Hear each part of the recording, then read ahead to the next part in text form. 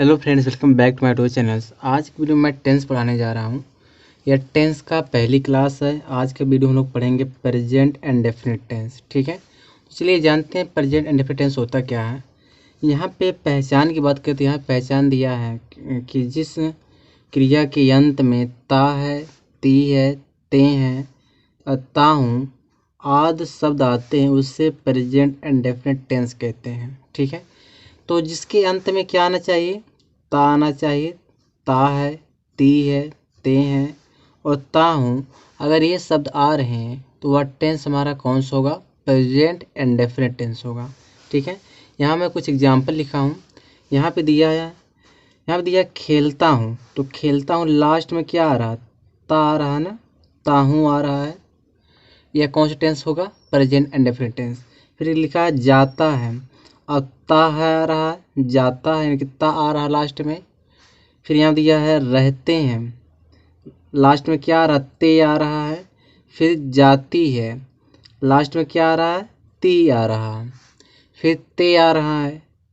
तो अगर ये सारे मतलब अगर लेटर आ रहे हैं, ता है, ती है, ते अगर आ रहे हैं तो वह टेंस हमारा प्रेजेंट एंड डेफिनेट होगा। ठीक है, तो इसके स्ट्रक्चर की हम बात करें तो स्ट्रक्चर जो है यहाँ पे दिया है।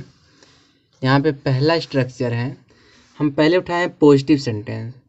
पहला सेंटेंस जो होगा पॉजिटिव होगा, दूसरे नेगेटिव होगा, तीसरा यस या नो क्वेश्चन होगा, फिर चौथा जो होगा WH फैमिली होगा। तो पहला जो सेंटेंस हमारा पॉजिटिव सेंटेंस है। तो पॉजिटिव सेंटेंस का जो यहाँ पे स्ट्रक्चर दिया है, यहाँ दिया सब्जेक्ट है, सब्जेक्ट बाद वर्ब के फर्स्ट फॉर्म में यस या ईएस है, फिर क्या है, ऑब्जेक्ट है। ठीक है, अब बात ये उठती है कि यस कहाँ लगाएं, ईएस कहाँ लगाएं।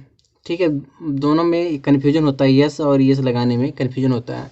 चलिए हम लोग कन्फ्यूजन को दूर करते हैं। यहाँ पे सबसे पहले बात करेंगे कि नोट की बात करेंगे। यहाँ दिया है कि जब वर्ब का अंतिम अक्षर कॉन्सोनेंट हो तो यस का यूज करते हैं। ठीक है, तब क्या लगाएंगे, तब हम वर्ब में यस लगाएंगे। जैसे यहाँ दिया ईट, तो लास्ट में क्या यहाँ पे है, ईट है ना। पेन बदल दे रहा हूँ, रेड पेन ले लेते हैं। यहाँ दिया है लास्ट में टी आया है, ईट है, लास्ट में टी आया है, तो ये टी क्या कॉन्सोनेंट है।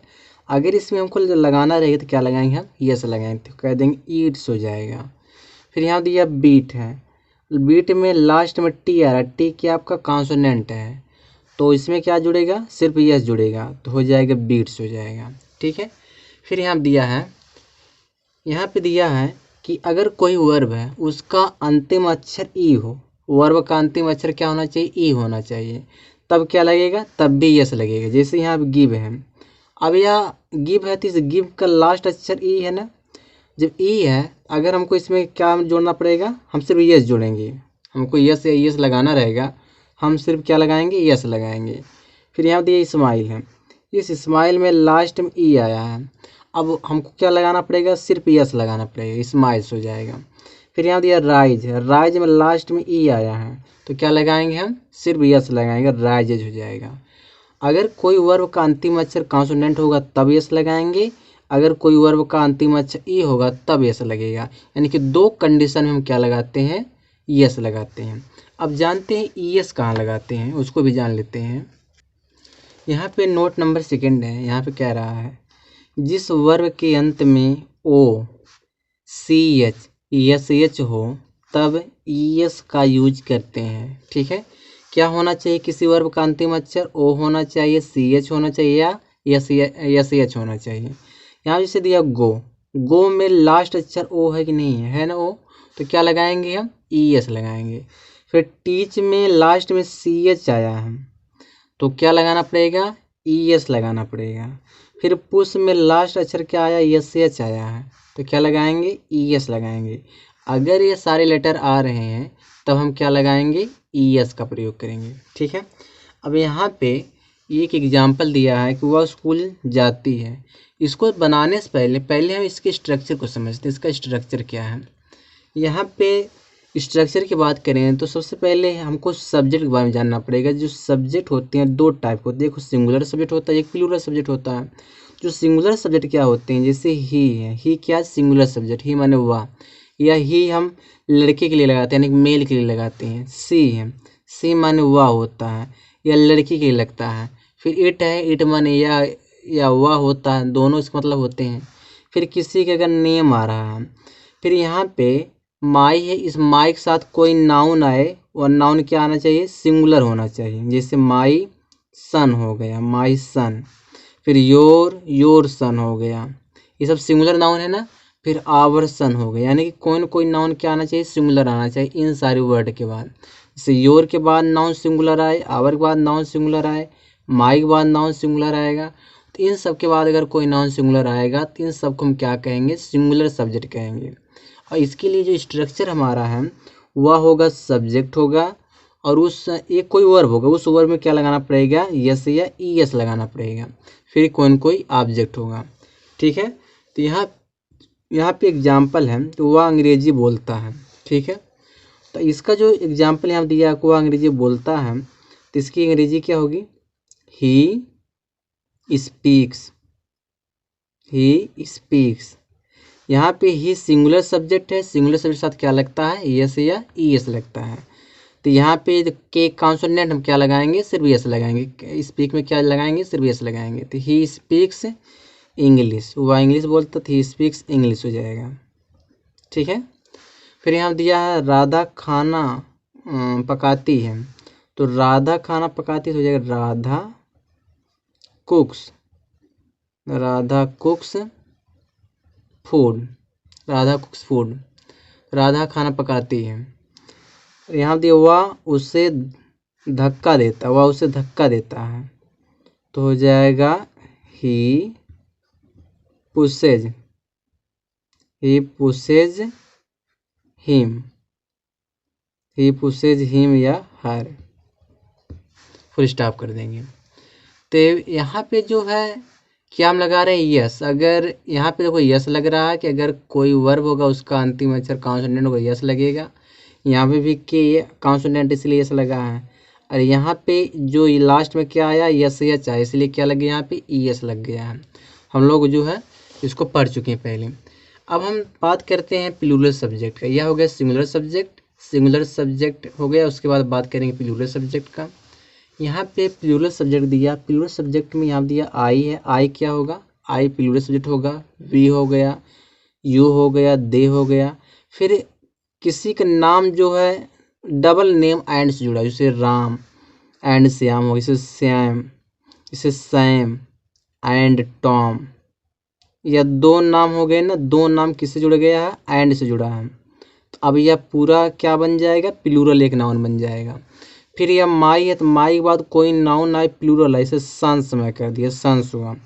योर सिस्टर्स कर दिया, तो इन सब के बाद क्या आ रहा है, प्लूरल नाउन आ रहा है ना, हर सन्स कर दिया। तो ये सब क्या है, प्लूरल है।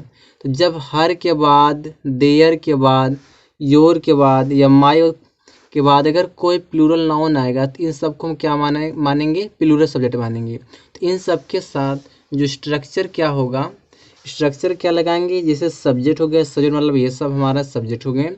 फिर वर्ब का फर्स्ट फॉर्म लगाना पड़ेगा इन सारे प्लूरल सब्जेक्ट के साथ। फिर लगाएंगे कोई न कोई ऑब्जेक्ट। यहाँ पे दिया है मैं पार्क जाता हूँ। अब मैं पार्क जाता हूँ, इसके नीचे क्या होगी, I go to park, I go to park होगा। ठीक है, क्योंकि इसमें इस गो में यस यस नहीं लगाएंगे। क्यों नहीं लगाएंगे, क्योंकि आई क्या हमारा है, प्लूरल सब्जेक्ट है।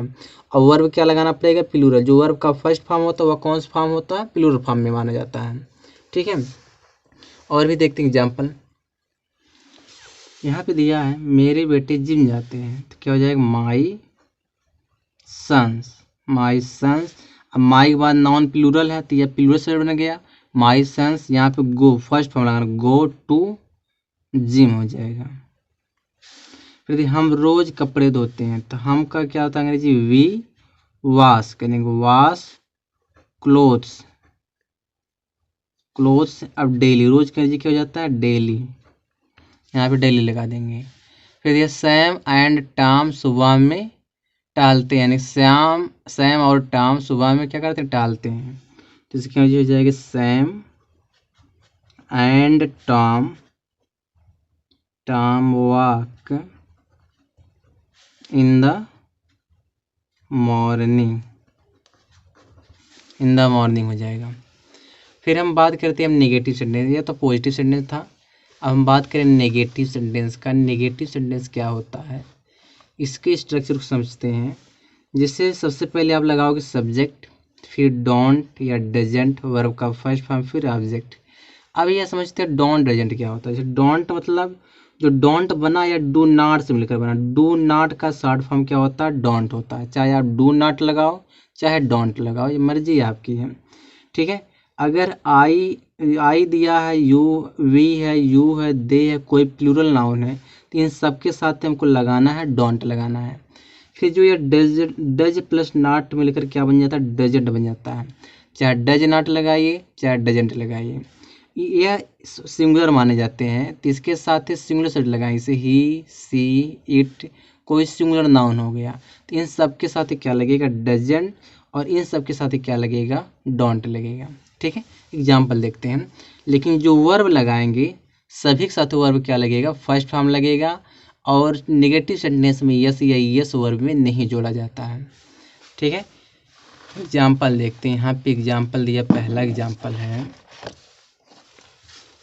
मैं नहीं सोता हूँ, तो क्या हो जाएगा, आई डोंट स्लीप, मैं नहीं सोता हूँ, ठीक है। फिर ये यहाँ पे दिया तुम मुझसे प्यार नहीं करती हो, ये इसका क्या हो जाएगा, यू डोंट यहाँ पे love me, don't love me.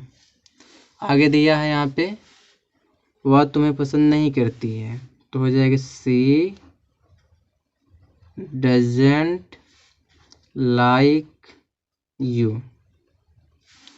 फिर यहाँ दिया है हम किताबें बेचते हैं, तो क्या हो जाएगा,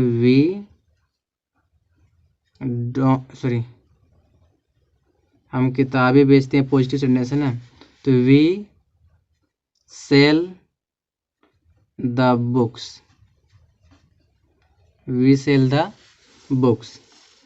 तो यह था पॉजिटिव सेंटेंस और negative sentence, present indefinite tense है। और देखते हैं इस वीडियो से अच्छा रिस्पॉन्सिबल आ रहा तो इसका मैं सेकंड पार्ट बनाऊंगा। बस गाइस इस वीडियो में यहीं तक है। अगर वीडियो आप लोगों को पसंद आए लाइक कर दिया करो, चैनल सब्सक्राइब कर लो, जिससे हमारा सारा नोटिफिकेशन आप तक पहुंचते रहें।